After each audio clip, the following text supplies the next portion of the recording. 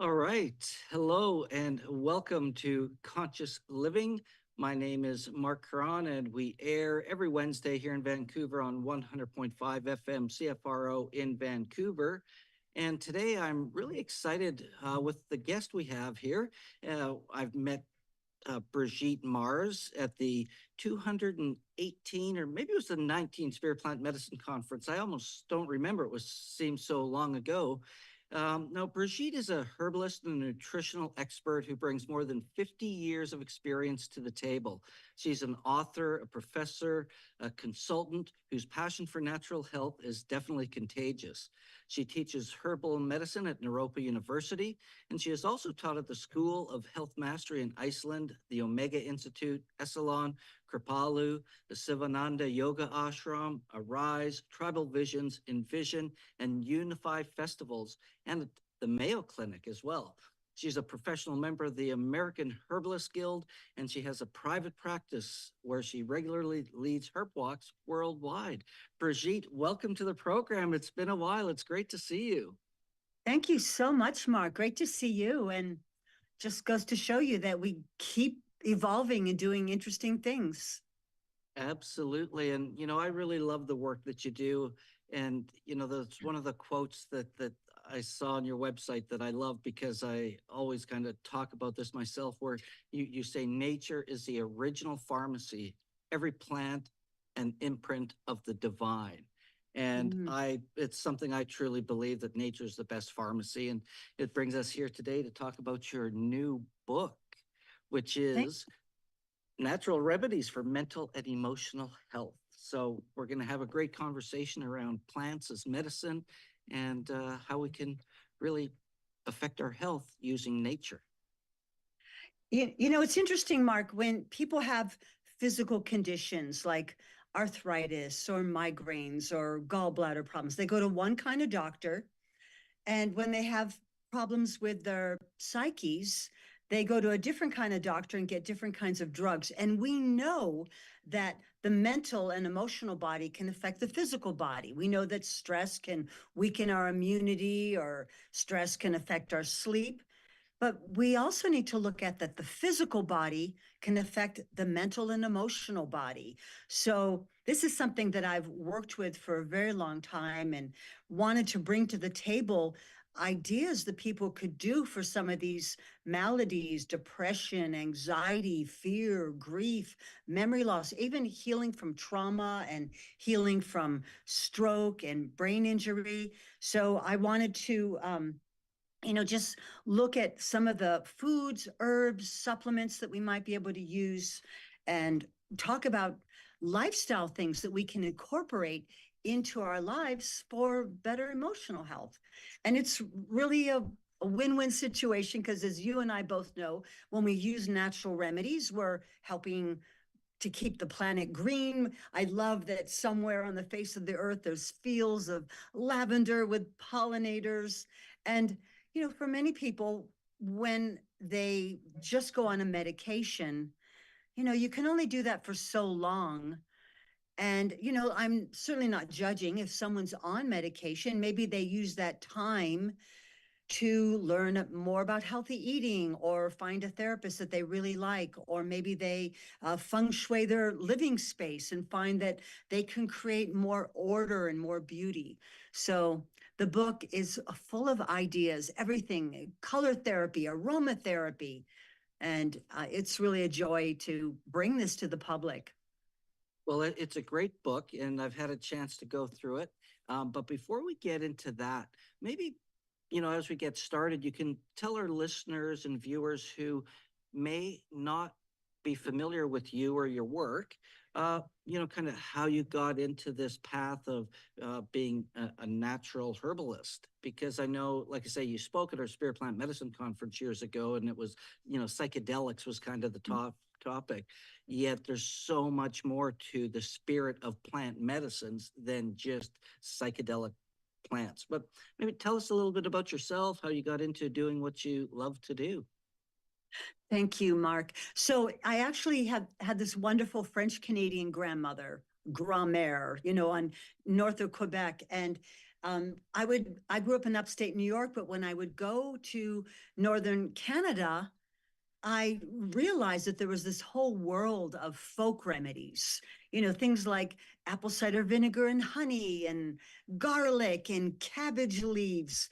And I loved it. It was like something out of a fairy tale, and it really worked.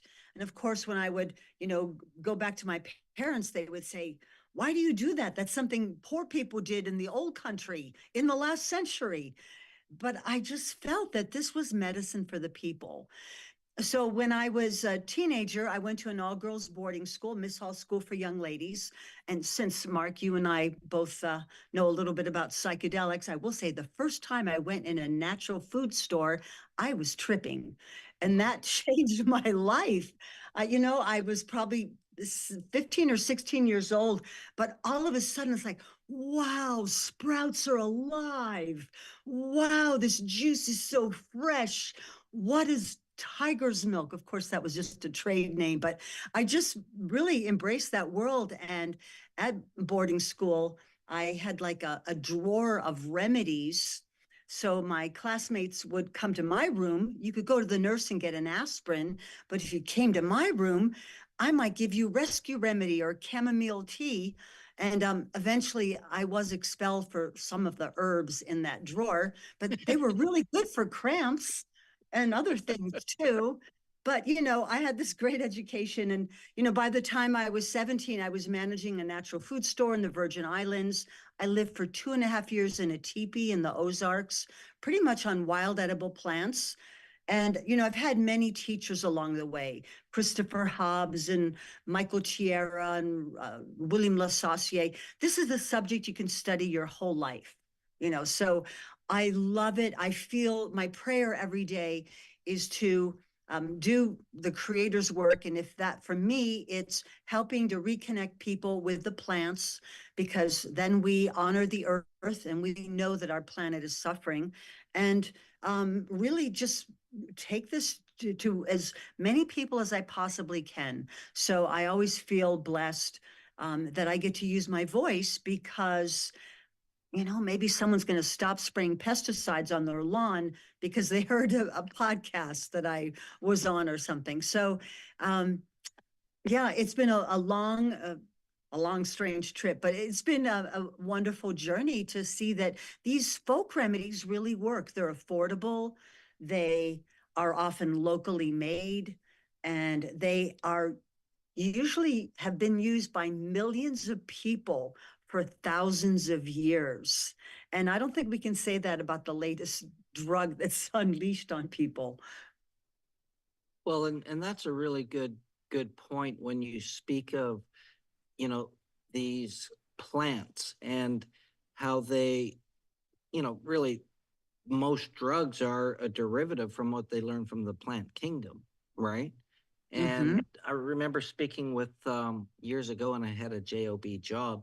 I ran into a geneticist from UBC, and she was telling me how the genetic expression that you would get from a pharmaceutical, she said maybe 80, if you're lucky, 90 genetic expressions, and what it does to over 300-400 different kind of genetic expressions by using plants and natural remedies. Because I believe, if you go back not too far beyond 100 years or so, there wasn't a lot of pharmaceuticals as we have today. And everybody turned to nature, and there was a lot, I'd say better health back, in throughout history, right? And, it's so true that, around 1900, about 80% of the pharmaceuticals were plant derived. And in 1917, the Rockefeller Foundation sent one man, Mr. Flexner, around the country to talk to all the various medical schools and pretty much make a deal with them. That is, if you only use the new modern medicine, your school will get funding. But if you persist in teaching this old-fashioned medicine, no funding for you. So a lot of those schools that what we might call naturopathy kind of went by the wayside. But very often in medicine, one looks for the active ingredient in a plant. So for example, ephedrine from ephedra, or cocaine from coca leaves, or morphine from the opium poppy. But unfortunately, the more we refine a substance, sometimes there's unpredictable qualities. Sometimes it becomes more addicting, which is obviously something that happens. And we're not using some of the other beautiful components in the plant, because the plant is not just one alkaloid. It's not just ephedrine. It's not just, echinosides or ginkgolides. It's volatile oils, it's chlorophyll, it's fiber, it's vitamin C, it's saponins. And so we really can't just copy that. And so you think, well, why aren't they using the dandelion? It's just as effective as a diuretic, as one of the leading diuretic drugs. Well, you can't patent a plant. And yet they might try to sell you something to kill those dandelions when it's a perfectly good medicine that should be growing in your backyard. So we Well, just and they have make to. it a weed, right? Now all of a sudden dandelion's a weed when it has so many medicinal properties that people just aren't even aware of. And the first thing we do every spring is, like you say, throw pesticides out there to get rid of them. And of course, dandelions are one of the first foods for the bees in the springtime. So we need to make it so that you're a good neighbor if you have dandelions in your yard, and not a good neighbor if you have those warning pesticides applied signs in your yard. So that's what we're going for. And then eating the weeds. I also have a new book out called Dandelion Medicine that just came out. So, and this is also something to think about, Mark. When we think about how much life force a plant like dandelion has, here's a plant that no one plants it, no one waters it, weeds it, mulches it. It's going to survive a dozen snowfalls, because it could snow way after the dandelions are up. It blooms for 2 months rather than 2 weeks. This is a Jedi plant that's figured out how to survive. And when we look at our planet, like, oh, there's like, poisons in the water and the air and toxic media and all this, like, we need to start looking at these plants that survive adversity, because it's going to help us to be stronger and be able to survive adversity. So that's what I'm going for. Eat the weeds. That's one of my many mottos. I love it. And it's funny because in the spring, when the dandelions are going crazy around here, you see a lot of, I would say, different cultures out picking from the fields, before anything gets put on them. And, dandelion salad, the greens, the root, it's just such a powerful plant. And of course, the bees. I think it's important to mention the bees are pollinators of the planet that make everything grow and reproduce. Without them, we're going to be in trouble. And I know that the bees are in trouble as well. So let's get to your book, because I thought it was I love the book, mental and emotional health. Who doesn't need that? And natural remedies. So maybe tell us what inspired you to write this book at this particular time, because you've written like 17 books. You're a professor and a teacher and all around great, great goddess. Ever since I met you, I was like, wow, I like that Brigitte Mars. Mm. But what inspired you to bring that book out now? Thank you so much, Mark. Well, the truth is that so many people are suffering. And I've, been saying for years, like, wherever two or more are gathered, one is on antidepressants. And I see that a lot of people are finding, yeah, I'm on this drug, I'm on this for anxiety, I'm on this to help me sleep, I take this for pain. And I feel that this is an area of medicine that really needs a little bit of help.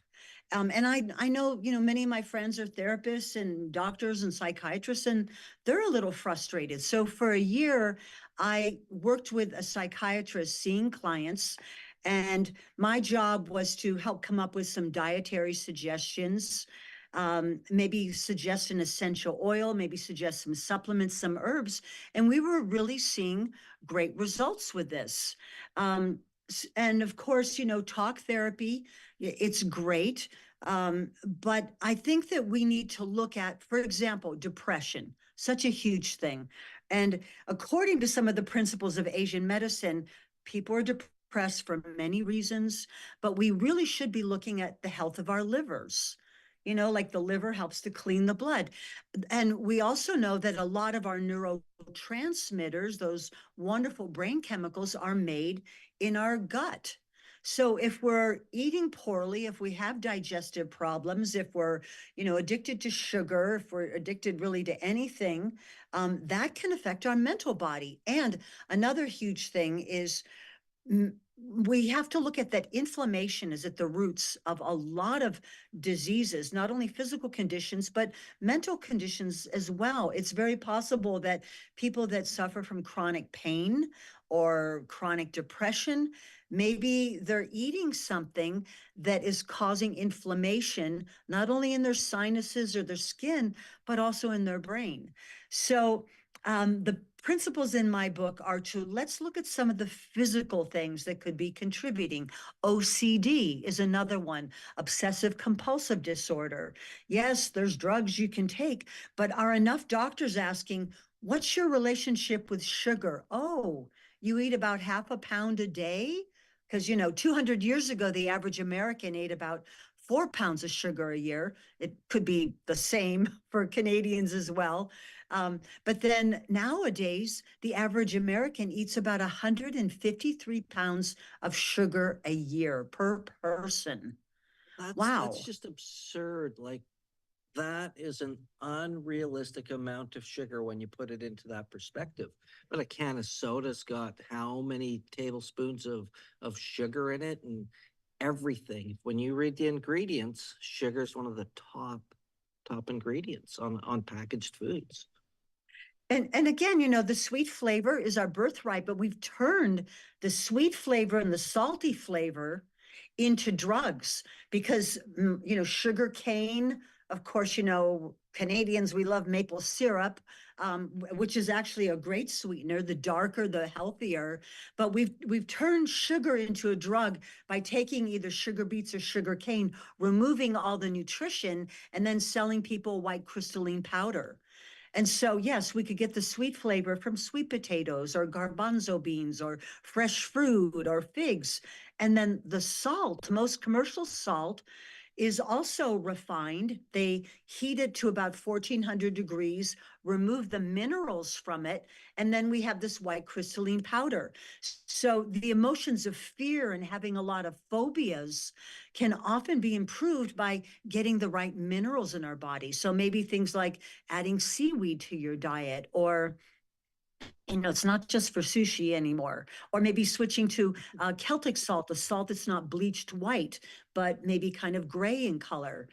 So there's all kinds of ideas to help with these physical conditions. And whether you're on medication or not, you may find that there's some lifestyle things in there that are really easy to do that don't conflict with your medicine, such as getting outdoors in full spectrum light, or wearing a color that inspires you. Sometimes I see people and they say, I'm so depressed. And I say, every time I see you, you're wearing gray, like, lively it up. Or people go home to a dirty, dingy place that's poorly lit. There's no, warmth or good vibes or art. So how can you transform your living situation? So in my book, Natural Remedies for Mental and Emotional Health, I talk about things like feng shui, gardening, eating all of the 5 flavors, doing art therapy. So we do know that depression and anger are both related to the liver, but creativity is a way of overcoming depression and anger. So simple things like that. What color are you going to wear? If someone's really stressed, wearing a calming color like blue might be helpful. If someone's lacking motivation, brightening it up with some like hot pinks might be a good idea. And if you're trying to be like mentally activated, yellow might be what you choose. So I got the yellow. I will say I got the yellow out of your book in the beginning. It says you read this book with a highlighter and highlight, and you recommended yellow for memory. And I was like, oh, because I like doing, highlighting and doing things when I read. But I never knew that there was a connection for yellow and memory. So thank you for that. Thank you. Well, hence, yellow legal pads and big yellow taxis, because it's a highly visible color. And studies show that, wearing yellow or even putting like a yellow filter over what you're reading. But, think about this. When you read a book like this, you might get a lot of ideas like, oh, maybe I should try that, or maybe that'll help my Uncle Joe or something. So rather than like, oh, where is it in the book? You can go back through what you've highlighted, and maybe those are some things that you put on your list for the grocery store, for the health food store. Maybe you want to research them more. So, it's really making it very personal and useful, because this is not a book you just read it. It's like, here's some opportunities to take action. And so many of us right now are concerned about the elderly people in our lives that are losing their mental faculties. And, life is not going to be as much fun if you're losing your memory. And, the time to start paying attention to that is when we're young, not when, it's too little too late. So I was really, really keen to add in there, like, how can we stay mentally focused and intelligent our whole lives? So I have Absolutely. lots of ideas for that. And you mentioned something else. You said something about, it's not just about reading the book. I found myself bouncing around because it was like, oh, what about this? What about chronic pain? What about, insomnia and sleep? I looked at things that were relevant to my life today as a reference manual, almost like a encyclopedia of natural remedies. And I love the way that you wrote it, because it's like, don't do this, try this, and lots of just great information. So I really appreciated the style in which the book was put together, in the sense that it wasn't all left brain and, trying to study for a university degree or anything. It was an easy reading, yet very factual and easy to grasp the information. So that was one thing I just wanted to thank you for, in the way you put it together. And I guess we'll give a shout out to Chrystle Fiedler. She was your co-author in the book as well. So a lot of the organization, I would give credit to Chrystle. And of course, Inner Traditions is a wonderful company. I've done 3 books with them: The Sexual Herbal, Addiction Free Naturally. And they did let me even include a chapter on psychedelic therapy, which might I not saw be that, for yeah. everybody. But, for a lot of people, they've done the therapy, they've, done the medicine, they've done the herbs.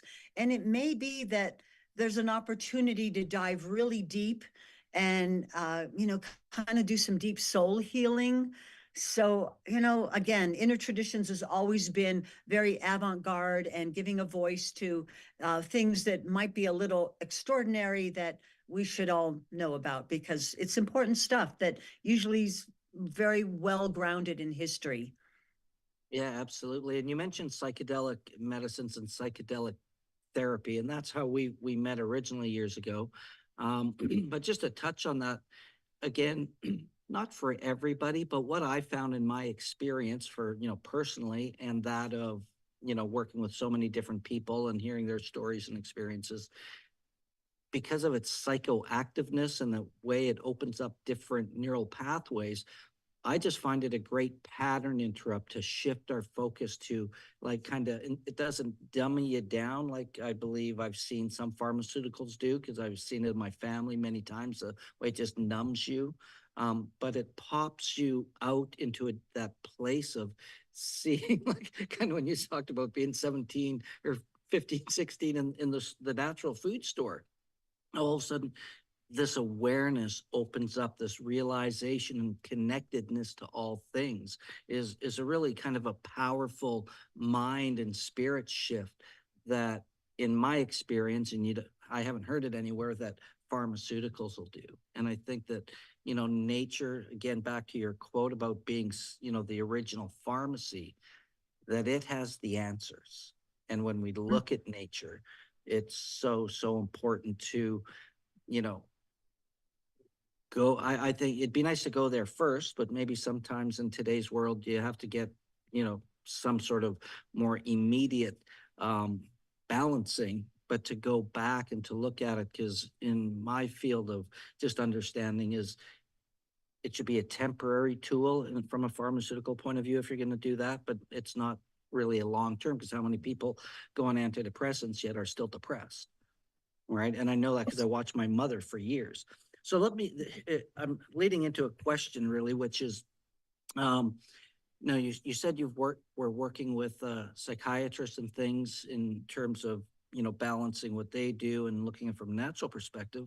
What do you think people are suffering from the most today from an emotional and mental mindset? And Well, what what do you think needs to be done as a collective for all people? well, it does seem, I hear a lot about depression and anxiety, OCD, insomnia. I mean, those seem to come up a lot. So um, I think that we're bombarded with toxic media a lot. I mean, the other night we were looking at Netflix and let's find something that's not about a war. That was really hard. So he's like, well, there's a couple kids movies maybe we could check out. But it's almost like there's toxic media and then life is very frantic too, like everything's moving really, really fast. And I think that promotes anxiety. People are rushed, and we don't realize how things like not only the movies that we watch, but the things that we read and the things that we listen to, they're going into our mind. And you might think, oh, well, it's just a song, it's just out there, but things are moving really fast. And very often they're coming from a place of ego, and they kind of rev up our hearts and increase our blood pressure. So even looking at things like that, and when you think about, children who maybe now are being put in a daycare or preschool at a very young age and having to deal with 30 people rather than, a couple siblings and a couple adults or something, it's just a lot of overwhelm. And of course, the food is another factor. So people are eating things that they might be allergic to. They often feel unhealthy in their physical being, and that's going to affect your mental well-being. So I like to look at things like depression and anger. We should look at the health of the liver, bipolar conditions, insomnia, ADHD. We should be looking at what they say in Chinese medicine as the fire element. Being OCD and like a busybody might have something to do with the stomach and spleen. Being overly grief stricken, like you just can't shake grief, you want to pay attention to the lungs, large intestines. And being really fearful, like afraid of the dark and afraid of, public speaking and like just afraid of everything, we want to look at how we can fortify the kidneys and bladder. And again, we tend to think of those as like those are organs separate from our mental body, but they really aren't, because everything is working together. And when you start seeing that you could change the way you eat, and this is really just my theory, Mark, but when we think about our ancestors, and still in many parts of the world. We lost you there for a second. Okay, am I back? Yeah, you're back. Okay. Awesome. So if we think about our ancestors that maybe, hunted an animal and with great reverence and respect ate every part of the animal, and maybe the hunter got to eat the heart or the liver or the testicles or whatever part was going to give them strength. What about people eating factory farmed animals where the animals are depressed, anxious, probably full of adrenochrome from, stressful lifestyle, being overcrowded? Like that's very possible going to be affecting our psyches too. So if you do eat animal products, you want to support the farmers and growers that are giving the animals the most humane possible life. Otherwise, you're not going to get great health from imbibing animals that live in a hell realm, really. So that's just, another thing. So food is a big part of it. I encourage people to eat all the colors of the rainbow. It's funny, Mark, when people feel bad, they often say things like, I'm fried and I'm zapped. We might say I'm baked or I'm toasted, but that's another situation. But like I'm fried and I'm zapped, but yet you're doing that to your food. Well, could that be affecting your psyche? You're fried and zapped. Yeah. I mean, I'm going for like fresh, alive, try to eat a salad every day, try to make your diet more colorful. Very important is to pay attention to the kind of oils that you're eating. Maybe start making your own salad dressing with extra virgin olive oil would be a healthy move. Well, How I like that you mentioned oils. I just, not to interrupt you for a moment, because I know, I'm sure you must be aware of Udo's oil, and Udo's a good Sure. friend of mine. And when I first learned about this, probably almost 25 years ago today. It's like, get rid of the Crisco, the Mazola, all of that crap. If you knew what they do to it, you would not want to put that in your body, right? So oils, I just want to throw that out there, because it's like mind blown when you realize what's in that stuff, and which comes down to all processed food. So yeah, wow. Absolutely. And by the way, I've met Udo and he has beautiful skin. You can tell him I remember that. Yes, he But does. the wrong oils can make people feel foggy, soggy, and groggy. Wow. Mhm. And then what about the low energy thing where we're propped up on, caffeine all day long, sugar all day long, and then at night we're all wired and then we've got to take other pills. So you'll find, in this little book, there's just ideas of things you can do. Like insomnia is huge. And, people go on sleeping pills, which might affect their dream state, which might be addicting, which might lead to other problems. And so things like get ready for the next day the night before. Maybe make your room totally dark because we know that even having a smoke detector or charging your cell phone or having a computer in your room, that can disrupt melatonin production. And another thing is a lot of the herbal supplements for sleep that have valerian and kava kava in them, and lavender and lemon balm and skullcap. You may find that you need to take more than it says on the label. I'm just being real here. There's some great herbal sleeping potions, and they might say take two, and to be real, you might need to take 4 or 5. I do also talk about how CBD might be helpful to help people sleep. But ideally, the lifestyle ideas in this book are so important because we don't want to just use the herbs allopathically like a drug.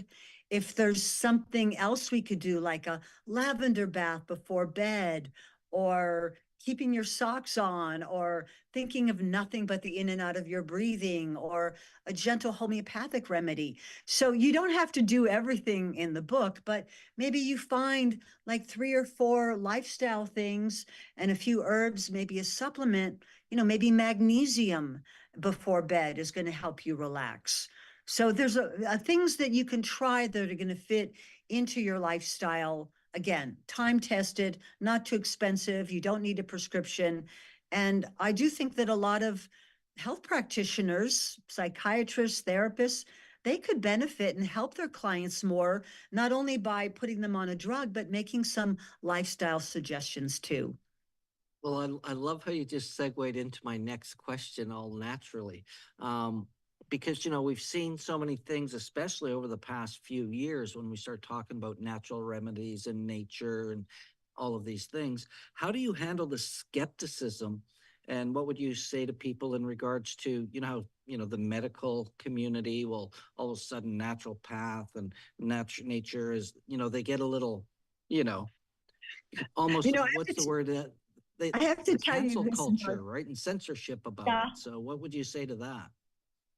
Well, one day, Mark, I was riding up a chairlift to go skiing, and I happened to be sitting next to a nice, young, handsome doctor. And I told him I was an herbalist. And he said, I really don't believe herbs work. And I said, tell me something. You ever smoke cannabis? And he said, yeah, I have some right here. And I said, well, that's an herb. Does that work for you? And, maybe that's an herb that you notice one aspect, but for a lot of herbalists, that opened our minds and hearts to the possibility. Well, what about garlic? What about hawthorn? They might not affect our mind so much, although hawthorn is good for emotional heartbreak. I do want to say that great thing to use if you're going through a breakup or a divorce. But, just know that, well, that's an herb and so are all the rest of them. And some might work on your liver and some might help your lungs and some might help your skin. Um, and so, natural medicine is for people that are motivated. So again, I think a lot of people, doc, just give me a pill. I don't want to quit smoking. I don't want to lose the 10 pounds. I don't want to quit drinking. I don't want to go to bed earlier. Okay, then do what works for you. I'm not here to like save everybody, but there's a lot of people who are really feeling like, please, I don't want to be on these drugs for the rest of my life. Maybe I want to have a baby someday. Maybe I want to, age more gracefully. Maybe I don't want to end up like my, parents or, in-laws or something. So, natural medicine takes a little, like, maybe, you're going to get up earlier in the morning. So you have time for yoga. You have time to drink some lemon and water. You're going to drink a cup of herbal tea.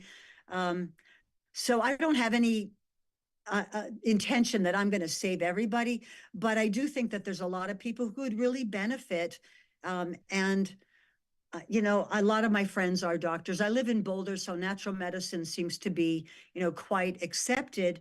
But, I also think for the practitioner, if you have a client or a patient and they're taking an herb like ashwagandha, or maybe they're taking, lavender or hoshu wu or something, I think it would be good to learn more about it. Like, what is that herb? What are the physiological effects? Is it safe for pregnant women? So this is a book that I really think practitioners as well as patients could benefit from. Because you should know what your clients are doing, not like, oh, that's out there. And I do think that the best medicine is going to come when we put our heads and hearts together. I'm not against, allopathic medicine. I mean, if you're in a car accident, I mean, we are so wonderful at the ways that can be life-saving, helping a premature baby and, microsurgeries, like, oh, it's amazing. But I don't think it needs to be us and them. I think let's do our best to help the people, help the planet, help nature, work together, do what's best, and learn from nature and know that there's probably some other gems in there that we haven't even tapped into yet. Well said and very inspiring because I it makes sense to me if you step into that kind of common sense approach that nature, has a lot of great solutions because if we look at the human animal compared to any other animal in the wild, they're living off of nature. They're not eating processed foods. They're not eating things that are food like, maybe now because of, the pollution and everything. I've seen some pretty crazy videos out there, but there's a element of logic and common sense to me. And I love what you're saying, the balance between, the holistic approach to, some of the more newer medical approaches where, if something needs to work, it needs to work. And sometimes we need relief right away.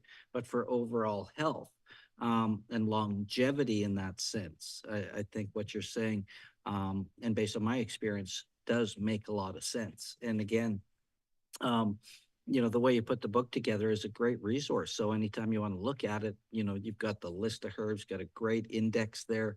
So I really appreciate that. What do you think in terms of future developments in the field of natural health? What are you most excited about and what you've been doing? What do you see as the future? Oh, I try to be hopeful about the future.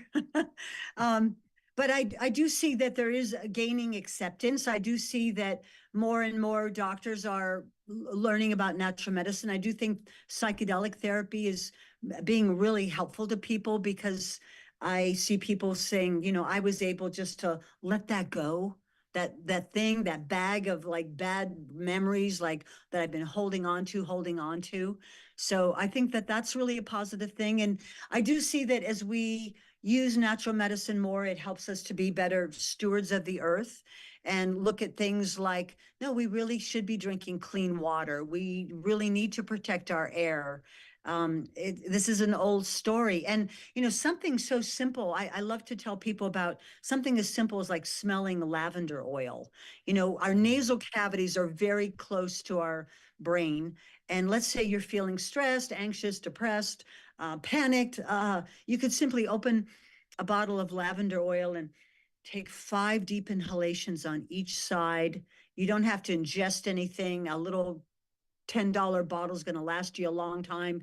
And that's like so simple. And, I just want to share, I have this wonderful grandson who's 19. And when he was in like preschool, he was diagnosed with Asperger's syndrome. And I thought, oh, this is going to be really hard. And, and his mom said, I'm going to try taking him off of gluten and see what happens. And rather than being a lifelong, thing of like doctor's visits, it's like he went off gluten and he went immediately into the gifted and genius program in his school and graduated top of his class. But his mom said, I'm going to try a dietary thing and see what happens.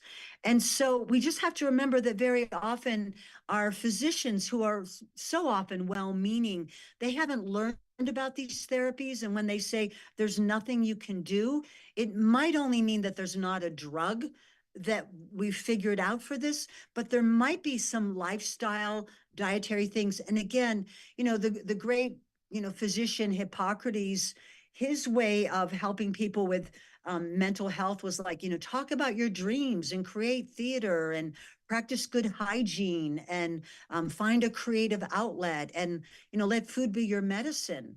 So again, this is not new age. This is like ancient practices. And, for people who say, well, I don't really want to take vitamins. I don't want to take lecithin or vitamin B12. There's a whole list in the back of like, well, what foods are high in, Laetrile or niacin? And, what are things we can do to keep our mental focus sharp our entire life? So I just want to be a service, and, books can change a life. I know that good books have changed my lives, and I'm hoping that I've made a contribution to helping people because, happy people, happier families, the world's in a mess. We need a little help. And I really think that it's going to come from like, okay, if our planet's unhealthy and unhappy, so are the people. So let's all work together to figure this out. Yeah, I love so much about what you're saying. And, it got me thinking, one of my teachers years ago, she had mentioned top clinical psychologist, worked with families and everything. And when she talked about depression, she said most depression isn't depression. It's people have a lack of purpose. They wake up every day and they're stuck in that hamster wheel, going to a job. Everything's not working for them. And it can be pretty easy to get disillusioned if we're not continuing to feed our mind, body, and spirit. And that, continual growth model, if something's not growing, it's dying. We want to keep growing and keeping ourselves inspired about what's great about life. And, you kind of touched on it earlier too, when you talked about the Rockefellers and funding for medicine and the difference of how some of that, I think, and not to be a conspiracy theorist, but there is truth to a lot of what's going on there, is the education then gets controlled. And we lose sight of, it's great that we have these great drugs that make great differences. Yet I think it's important that we, don't forget, the roots and nature and back to history, the things that worked for years and years. So I really thank you for your work, what you've been saying, because it makes a difference. And if we can be excited about our life, we can wake up in the morning looking forward to our day. And part of that is kind of raising the cloud out of our mind and our psyche. I couldn't imagine, I've never taken any, pharmaceuticals for anything major than, injuries and stuff over the years. But I couldn't imagine, because I watched my mom every day do whatever she could for her depression, but she was always on antidepressants and she'd be up and down in her depression. But when she had something to do, go help family member or anything like that, all of a sudden she had all this purpose and she was lit up. But when she wasn't, if she didn't have something to look forward to every day, it was a different experience for her. And how do we, find that way to get excited about our lives and then fuel our bodies to have the energy to live that life in a great way is, one of the things I think this book is a must-have for anybody and everybody who's going through, if you're alive, I think this is a great book because there's some great natural remedies to increase the quality of our lives. Thank you so much, Mark, and thank you so much for honoring my work in the book. And, people can find out more about me at BrigitteMars.com. I have an online course, and, I really think what makes life exciting is to keep learning your whole life. Where do you put your consciousness? Find the people that lift you up. If you're only hanging out with people that are not motivated and, hang out with people that inspire you and do what you can to keep life exciting. You at least get to contribute to the script of your life. Yes, indeed. All kinds of things happen. As John Lennon said, life is what happens when we're busy making other plans. But a lot of times we'll say, boy, those really hard challenges in life, they were also great teachers. And how can we rise up and help lift others up? Yeah, beautifully said. So, we've got a few minutes left, and I have another question for you that I think this is perfect timing.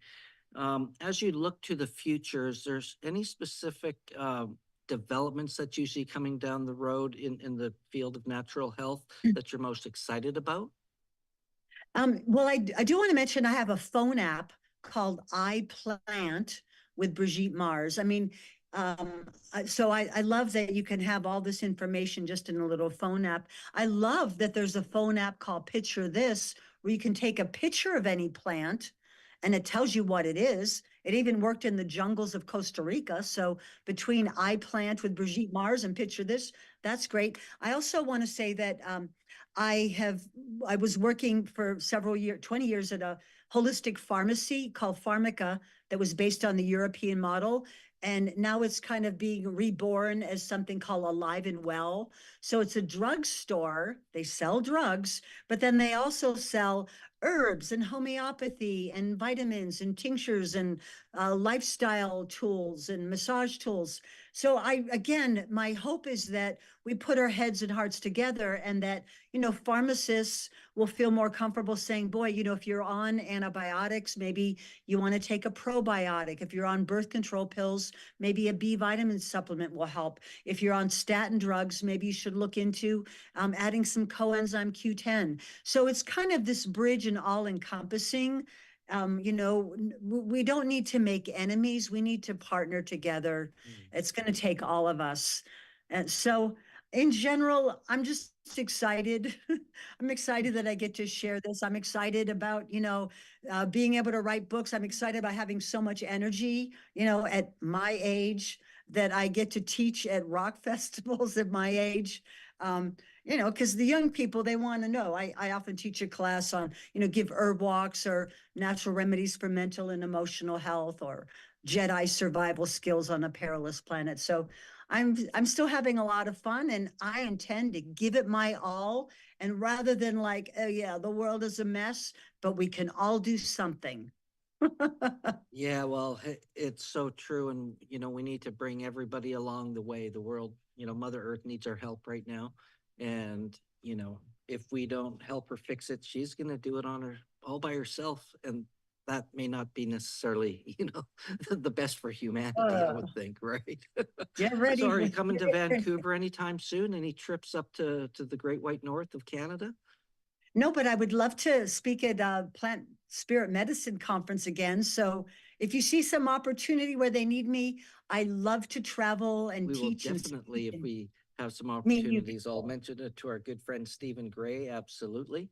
Would love to have Thank you here, and maybe we can come back around again. And anytime you have something you want to share, please reach out. I'm always happy to share your work. And because spirit plant medicine always started as about psychedelic plant medicines. And if there's one thing I believe is all plants have spirits, and we need to take a look at all plants, not just the psychedelic and psychoactive plants, in order to really change our lives one person at a time, change the world, help, change and make our families healthier.